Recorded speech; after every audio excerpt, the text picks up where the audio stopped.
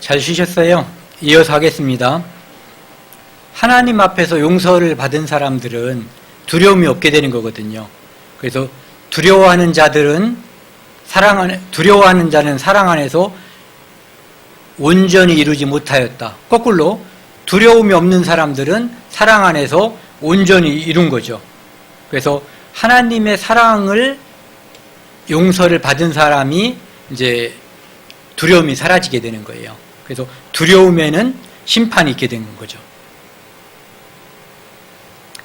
욥기 19장 26절 말씀 구약성경 780쪽에는 우리가 이 가죽이 벗김을 당한 뒤, 우리가 죽음 뒤죠. 그때 하나님을 만난다고 되어 있어요. 그러니까 죽음 다음에 하나님을 만난다는 거죠. 그래서 육체의 죽음이 모든 것이 끝나는 것이 아니라 육체 죽음 다음에 심판이 있다는 것을 다시 한번 강조하는 거예요. 예레미야 말씀을 보시면은 여호와께서 말씀하시기를 내가 너희 앞에 생명의 길과 사망의 길을 두었노라. 너는 이 백성에게 전하라 하셨느니라. 하나님께서 모든 사람들 앞에, 이것은 처음엔 이스라엘 백성에게 준 거지만 모든 사람들도 마찬가지예요. 생명의 길이 있고 사망의 길이 있는 거거든요. 생명의 길은 하나님을 따라가는 길이고 사망의 길은 지금 가던 그 길을 그냥 가면은 사망의 길이에요. 마귀를 따라가는 길, 에덴 동산에서 마귀가 유혹했을 때 하나님을 배반하고 마귀와 함께 하나님을 반역했을 그 당시에 그 마음으로 계속 가면은 사망의 길, 멸망의 길로 가는 거예요. 그래서 생명의 길은 하나님께서 주시는 산 길, 새로운 길인 것이고 사망의 길은 지금 가던 대로 하던 대로 쭉 가면 사망의 길로 가게 되는 거예요. 로마서 2장 4절에서 5절 말씀입니다. 혹 내가 하나님의 인자하심이 너를 인도하여 회개케 하심을 알지 못하여 그의 인자하심과 용납하심과 길이 참으심의 풍성함을 멸시하느냐? 그러니까 하나님이 지금 마음이 넓으셔서 어떤 누구도 지옥 가지 않게 하기 위해서 범죄할 때마다 심판하지 않고 오래 참는 그것을 네가 하나님의 그 성품을 멸시하냐 이거예요. 그것을 이용해 먹냐 이런 얘기죠. 다만 네 고집과 회개하지 않은 마음을 따라 진노의 날 곧 하나님의 의로우신 판단, 심판이 나타나는 그날에 임할 진노를 내게 쌓는도다. 20살 때 하나님의 심판에서 지옥 보냈으면 죄가 20살 때까지 죄밖에 없겠죠. 그런데 70살, 80살까지 살려뒀으니까 죄의 양이 늘어나고 죄의 질이 나빠졌다는 얘기예요. 그래서 하나님의 임할 진노를 더 많이 쌓게 되는 거죠. 여기 보시면은 욥기 11장 11절 구약성경 772쪽이요. 하나님은 허망한 사람을 아시나니 악한 일은 상관 않으시는 듯하나 다 보시느니라. 사람들은 하나님이 모를 거다라고 생각을 해요. 그런데 그것도 사실은 자기를 속이는 거죠. 내가 죄를 지을 때마다 심장이 벌렁거리는 거 느껴보셨어요? 아무도 없는 곳에서 나 혼자 잘못을 저지르고 죄를 짓는데, 또는 우리 둘만 죄를 짓는데 왜 내가 마치 경찰서에 와 있는 것처럼 두근거리고 두렵냐 이거죠. 하나님께서 보고 계셔요. 사람의 영혼은 여호와의 등불이라 아까 말씀드렸죠. 하나님께서 우리 양심을 비디오 카메라로 24시간 이 마음을 다 찍고 있다라고 생각하시면 돼요. 악한 일은 상관 않으시는 듯하나 다 보고 계셔요. 하나님을 속이신다라고 생각하는 사람, 하나님이 없다고 오해하는 사람, 그런 사람들이 다 허망한 사람이에요. 하나님은 다 아셔요. 여기 이사야 22장 11절에서 14절 말씀입니다.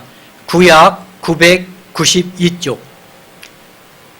너희가 기뻐하며 즐거워하여 소를 죽이고 양을 잡아 고기를 먹고 포도주를 먹으면서 잔치하는 거예요. 연락을 즐기는 것. 거기에는 음식, 고기가 있고 그 다음에 술이 있는 거죠. 그 다음에 그 사람들이 뭐라고 그러냐면 내일 죽으리니 먹고 마시자. 오늘 죽으면 겁날 거예요. 그런데 내일 죽으리니 먹고 마시자. 즉 죽으면 끝이니까 먹고 마시자. 하나님이 뭐가 있냐 이런 생각을 갖는 거예요. 그 마음에 하나님이 없다라는 생각을 가진 사람들의 행위죠. 14절 만군의 여호와께서 친히 내 귀에 들려 이르시되 하나님께서 나한테 직접 말아서 이르기를 이사야한테 하나님께서 직접 말씀하신 거예요. 이 제약은 무슨 제약? 하나님과 관계없이 먹고 마시자. 내일 죽으리니까 무슨 지옥이 있고 천국이 있냐 이 생각. 이 제약은 너희가 죽기까지 용서하지 못하리라 하셨느니라. 주 만군의 여호와의 말씀이니라. 우주와 천지 만물을 창조하신 하나님께서 말씀하시는 거예요. 주 만군의 여호와의 말씀이니라. 그분이 너희 죽기까지 이 제약은 용서할 수 없다 이렇게 말씀하시는 거예요. 또 한 제약이 있어요. 이 제약을 한번 살펴보자고요. 그들의 연회 잔치에는 악기들이 있어요. 수금과 비파와 소고와 피리와 그 다음에 술이 있네요. 포도주를 갖추었어도 여호와의 행하시는 일에 관심을 두지 아니하며 음식도 많고 악기도 있고 술도 있는데 하나님이 하신 일, 이 모든 것을 주시고 나로 행복하게 살게 해주신 분이 하나님이신데 하나님이 하시는 일에는 관심이 없는 거예요. 하나님이 하시는 일에 관심을 두지 아니하며 그의 손으로 하신 일을 보지 아니하는도다. 이 모든 것은 내가 노력해서 내가 힘써서 얻은 것이니까 하나님은 없다. 있어도 나랑은 관계없다라고 생각하는 거예요. 그러니까 그것은 용서받지 못할 죄라는 거죠. 에스겔서에 보면은요, 이런 말씀이 있어요. 18장 20절. 구약 성경 1176쪽입니다. 범죄하는 그 영혼은 죽으리라. 범죄하는 영혼은 이미 다 죽었어요. 하나님께서 살리시는 작업이 바로 이런 작업들이에요. 내가 죄인임을 깨닫고 하나님께 긍휼을 베풀어 주세요 하고 기도하고 하나님의 용서를 구하는 것. 그것이 죽은 영혼이 살아날 수 있는 유일한 길이에요. 아들은 아버지의 죄악을 담당하지 아니하고 아버지 때문에 아들이 지옥 가지 않는다는 얘기예요. 의인의 공의도 자기에게 돌아가고 악인의 악도 자기에게 돌아가리라. 그러니까 내가 의인이라면, 하나님 앞에 진정 의인이라면, 100%면 늘 항상 하나님 말씀을 지켰다면 천국 간다는 얘기를 하는 거예요. 그 거꾸로 그렇지 않다면 그 악에 의해서 심판이 찾아온다는 거죠. 시편 51편에 보면은요, 이런 말씀이 있어요. 주는 제사를 즐겨 아니하시나니 그렇지 않으면 내가 드렸을 것이라. 하나님께 제사를 드려서 하나님이 나를 용서했다면, 그것이 진정한 구제책이 됐다면 내가 하나님께 번제를 드렸을 거라는 거예요. 그런데 하나님은 주는 번제를 기뻐하지 아니하시나이다. 17절, 하나님의 구하시는 제사는, 하나님은 이런 제사를 원하신다는 거예요. 하나님은 이렇게 하나님께 제사 드리는 사람을 용서해 주신다는 거죠. 제사라고 하는 것은 용어로 따져보면은요, 내 죄를 하나님께 용서해 주세요 하면서 내가 하나님께 제물을 바치는 거예요. 그 제물은 하나님께서 원하시는 제물이어야 되고, 하나님께서 원하시는 제물을 하나님께서 원하는 것으로 바쳐야만 하나님께서 용서해 주시는 거예요. 그런데 하나님께서 구하시는 제물은 상한 심령, 내 마음이 상했어요. 착한 줄 알았는데, 나는 하나님께 의롭다고 인정받을 줄 알았는데, 내가 하나님의 말씀을 거울처럼 내 양심에 비춰봤더니 내 마음이 온통 하나님의 말씀에 하나도 지킨 것이 없이 완전한 죄인이라는 것이 적나라하게 있는 그대로 드러나는 거예요. 그러니까 마음이 상한 거죠. 아, 어떻게 할꼬? 내가 어떻게 해야 될까? 난 하나님께 잘 보이려고 지금까지 의롭게 살려고 애썼는데 이제 다 틀렸구나. 이런 마음, 상하고 통해하는 마음을 주께서 멸시하지 아니하시리다. 내가 하나님께 잘못했어요, 내가 죄 있음을 고백하면 하나님께서는 야, 지금까지 그따위로 살고 이제 와서 잘못했다고 용서를 비냐? 저리 가. 이렇게 안 한다는 얘기예요. 그것이 진심이면 하나님께서는 늘 그를 안아주신다는 거예요. 받아주신다는 거예요. 용서해 주신다는 거예요.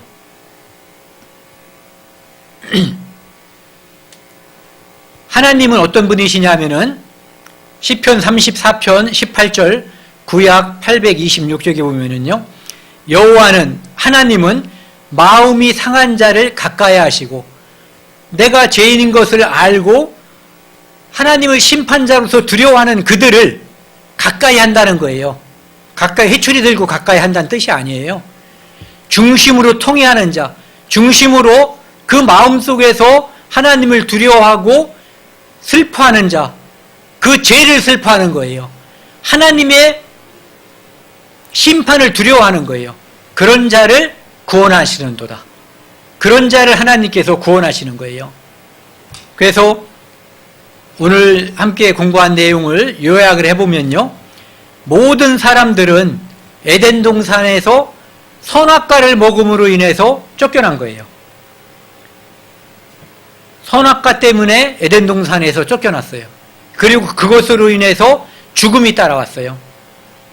그래서 그 죽음이 있고, 근데 그 에덴 동산에서 선악과를 먹게 된 이유는 뭐냐면은 하나님 말씀을 믿지 않았기 때문에 그래요.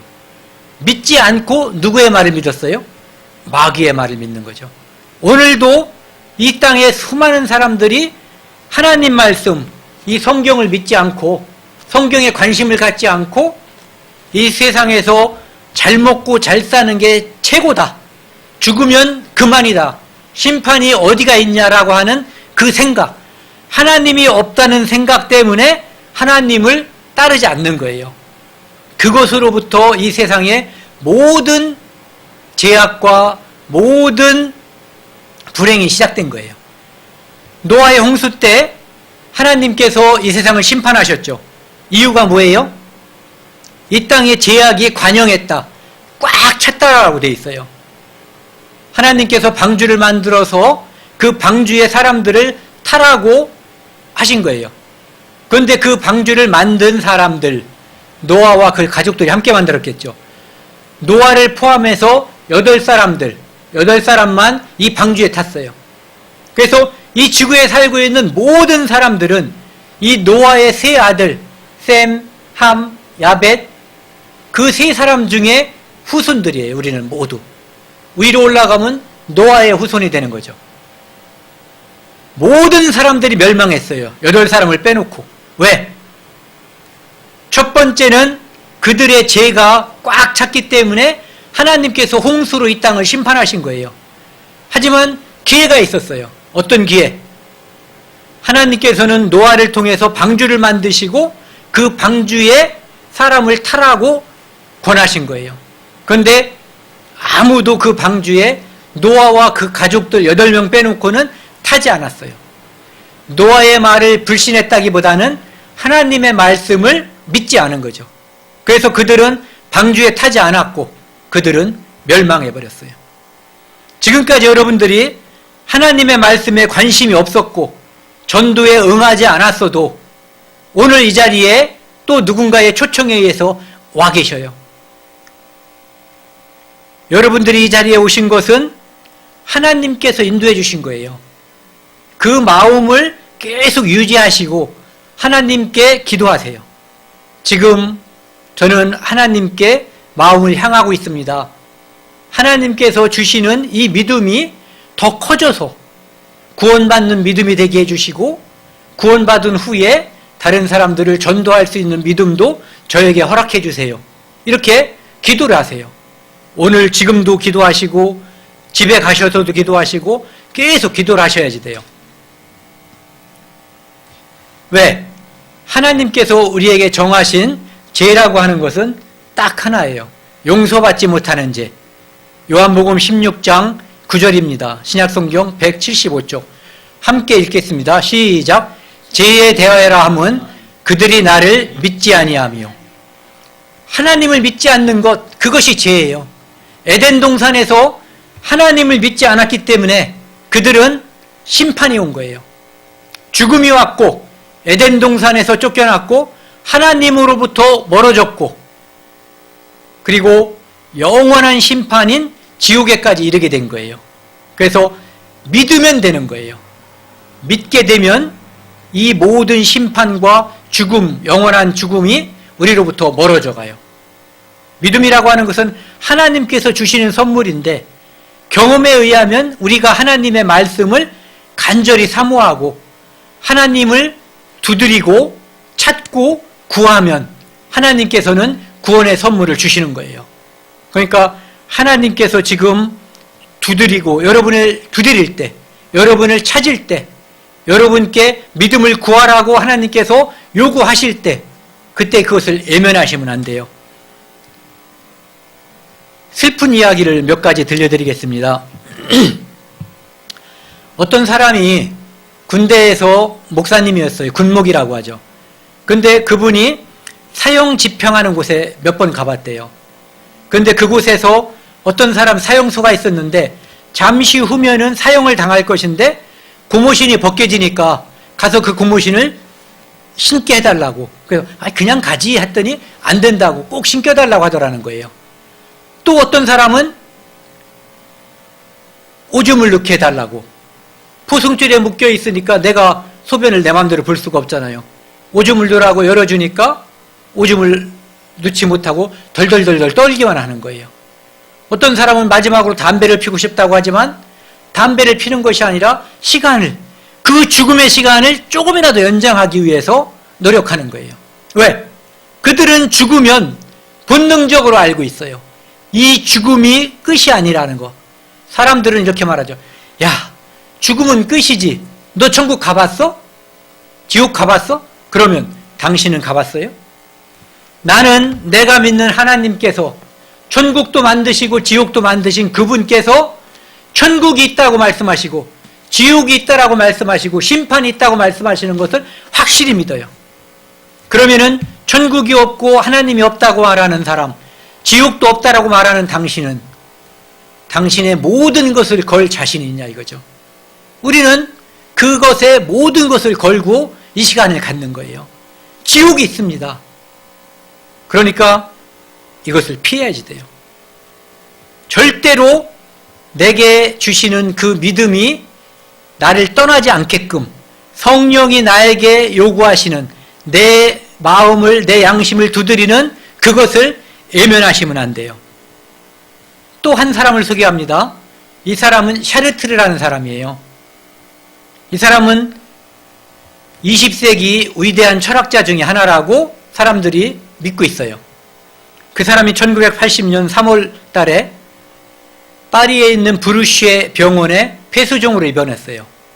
그런데 너무너무 고통스럽고 죽음에 대한 공포 때문에 내가 무슨 병이 걸렸어요? 라고 의사한테도 묻지 못하고 옆에 있는 아내한테도 묻지 못할 정도로 두려운 거예요. 그래서 소리를 빡빡 질러가면서 발광을 하는 거예요. 미친 거죠. 그래서 이 사람이 결국은 자기가 왜 죽는지 질병의 폐수증이라고 하는 병명도 모른 채로 1980년 4월 16일 날 죽었어요.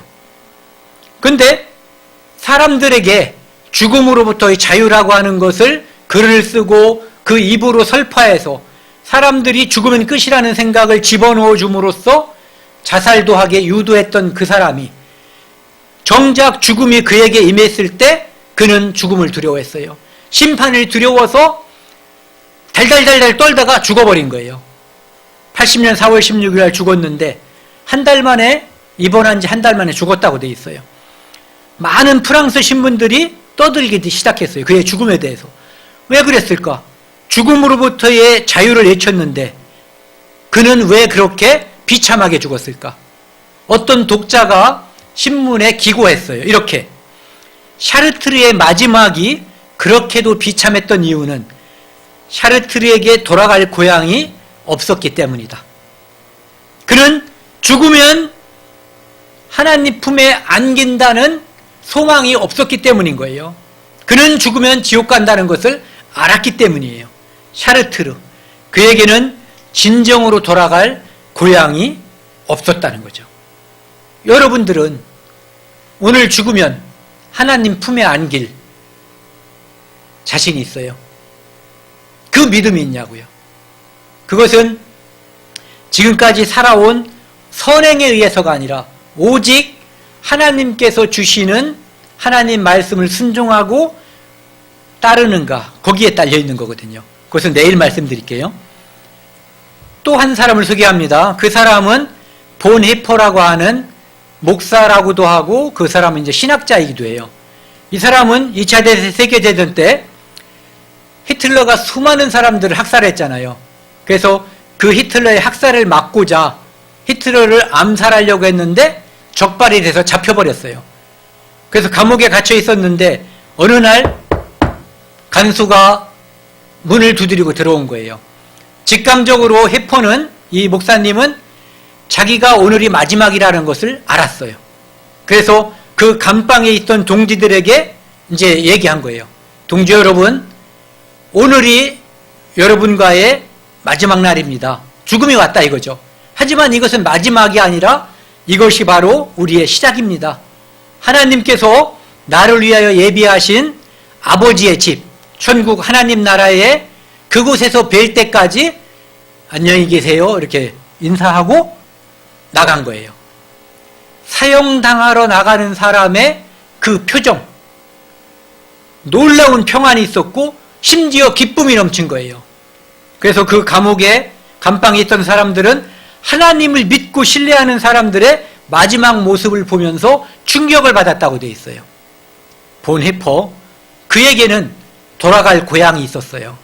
그는 죽으면 하나님이 자기를 품어준다는 것을, 사랑 안에서 하나님께서 나를 기다리고 있다는 것, 하나님 나라에 간다는 확실한 소망과 확신이 있었던 거예요.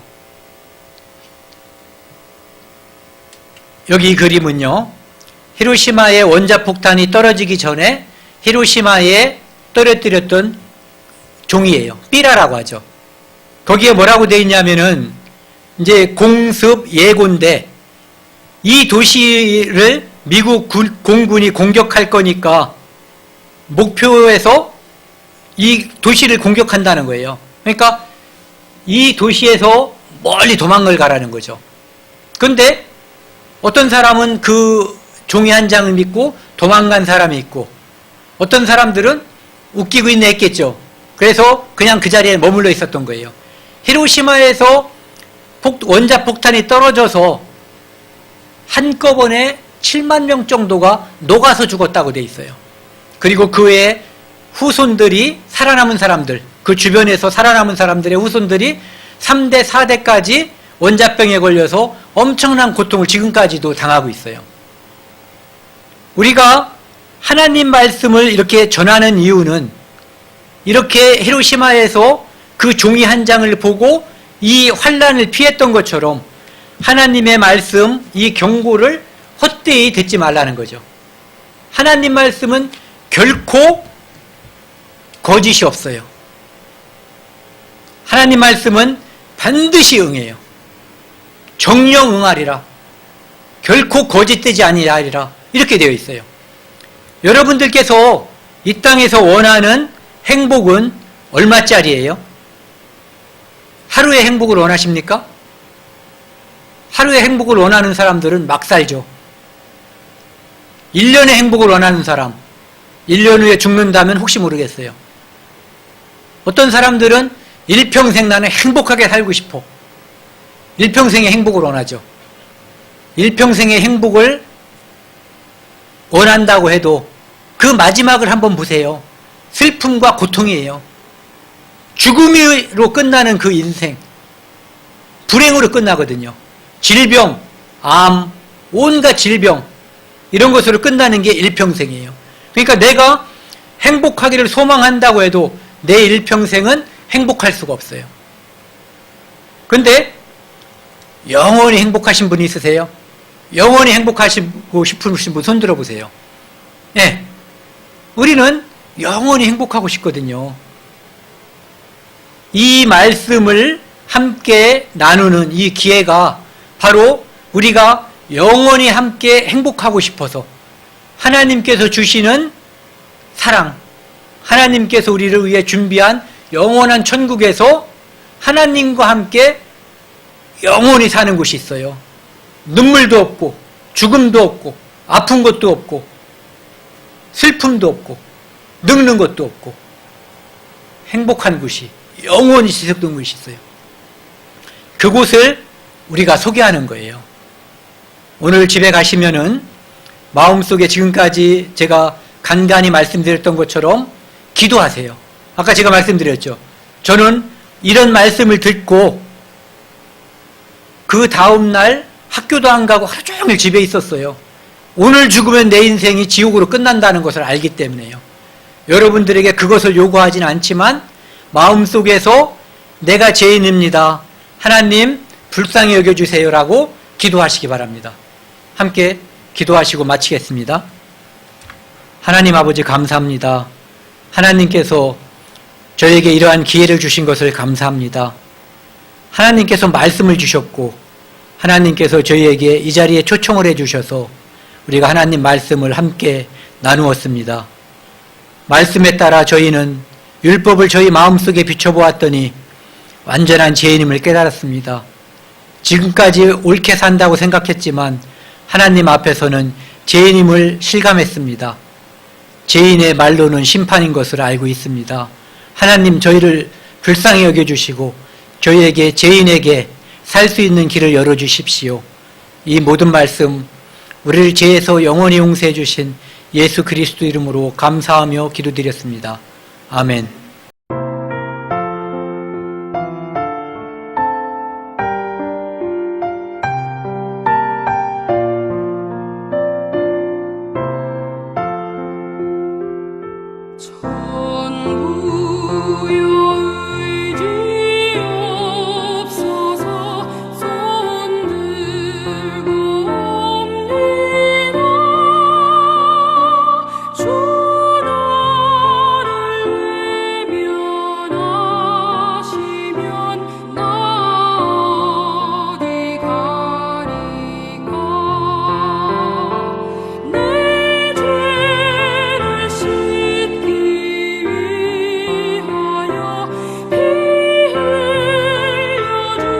주